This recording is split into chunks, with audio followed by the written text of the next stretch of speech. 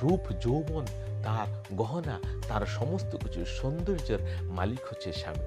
সেই স্বামী যখন চলে যায়, সমস্ত সম্পত্তি থাকা সত্ত্বেও তাকে মনে হবে একজন ভিখারিনী, তাকে মনে হবে একটা কলঙ্কিনী, তাকে মনে হবে একটা অভাগিনী। সেই জন্য স্বামীর যত্ন করুন, অবশ্যই যত্ন করুন। তাছাড়া কিন্তু এই মানব জীবন পাওয়ার আর কোনো সম্ভাবনা নেই। এবং এই স্বামীকে আর আপনি 7 জনম কেন, 7 লক্ষ বার জনম নিয়েও এই স্বামী আর পাবেন না।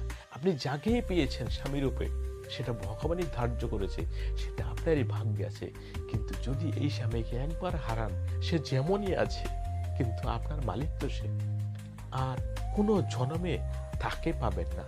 তখন হয়তো আপনি সারা জীবন, আপনি যতদিন বেঁচে থাকবেন ততদিন স্বামীর কথা মনে করে করে কাঁদবেন, কিন্তু আপনার কান্না কেউ দেখবে না।